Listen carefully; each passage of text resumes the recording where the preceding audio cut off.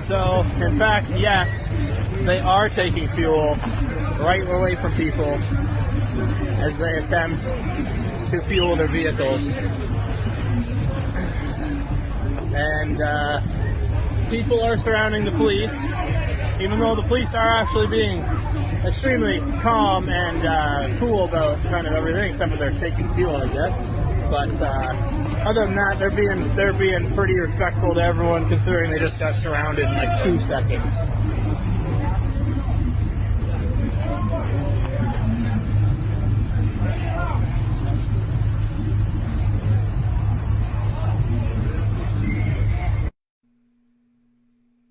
Good morning and welcome back on this glorious Monday to the Birch Gold Studios. Ladies and gentlemen, we are here and we are encouraged. Quite frankly, this was one hell of a weekend, and hell is certainly what the truckers in Canada are going through, or at the very least what they're trying to put them through. The authoritarian tyrants are coming down on the truckers, attempting to do what all tin pot tyrants and fascists do when they feel their power being threatened: lash out and hurt their own fellow countrymen.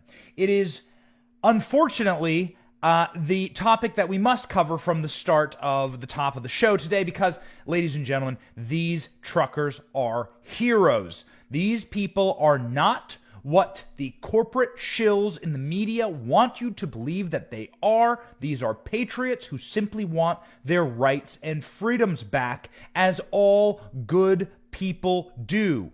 We simply want to protect our rights and protect our freedoms from tyranny. That is actually the point of America. That's the reason this country was founded, and it is the reason why we remain today. It's why we're starting the top of the show off talking about the truckers, because last night was a marked change in what is happening to these freedom fighters in Ottawa. As you well know, there are tens of thousands of truckers lining the streets of Ottawa, honking day and night, that glorious noise, that glorious sound. They sleep and live inside the cabs of their trucks. In Canada, there is a vaccine mandate to cross the border. In Canada, there is a vaccine mandate to do your job, even if you're a trucker in the cab of your truck 15 hours a day, speaking with and interacting with absolutely no one. It's insane. It's absurd. It's wrong. It's an infringement of someone's human rights because they have bodily autonomy, or at least should, and it is certainly an infringement on their Canadian rights. The more you look into the Canadian Charter of Rights, the more you realize exactly how illegal this mandate is. But people in Canada to this point have not stood up. Now they are standing up, and the government, the fascistic Trudeau government, is planning on stealing their fuel. We have to start our show by saying unequivocally that they want to kill their fellow countrymen, because these truckers who live inside the cabs of their truck will not have any capacity to heat their cabs to stay warm inside of the frigid Canadian winter if they steal the fuel. So it is a dire story, it is an important story, and we're going to be focusing our show on supporting the truckers, and also an announcement. Tonight at approximately 4 o'clock, we will be live from Ottawa. We have been working on getting a live feed from Ottawa. We will be live and telling the story of the truckers across our social media, and very, very excited about that.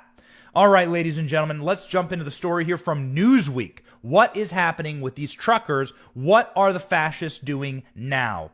In an effort to put an end to anti-government demonstrations in Canada, Ottawa police has seized thousands of liters of fuel from the protesting truckers who have occupied the city's downtown core for more than a week. On Sunday evening, dozens of heavily armed police officers moved into a parking lot at the Ottawa Baseball Stadium, which has become the staging area for the protesters, and removed 3,200 liters, 845 gallons, that's a lot of fuel, being stored there to supply the truckers, according to local media outlets.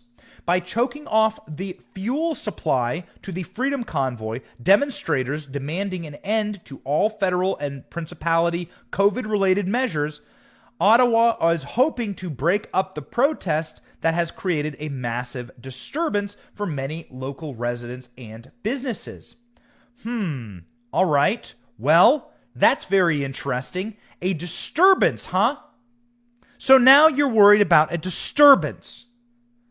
Is this a disturbance to have your life and your capacity to provide for your children put in jeopardy by not wanting to take medicine that the government is forcing you to take?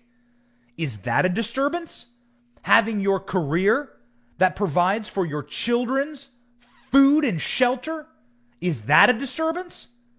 These people sat back while vaccine mandates and while true authoritarian fascism and all bodily autonomy and civil and human rights were shredded in their countries. They sat back with glee. They smirked and sipped their lattes and their wine. Their red French wine stained their teeth as they sipped under their mask. And they sat inside of their little apartments in Ottawa and they snickered at normal working class people being forced to take an injection that they may not want. And now honking is an inconvenience for them? Now they're upset because their day-to-day is interrupted by those same working class people standing up? Now they want to steal their fuel and freeze their countrymen to death? Yeah, ladies and gentlemen, this is what tyranny is. This is what fascism is.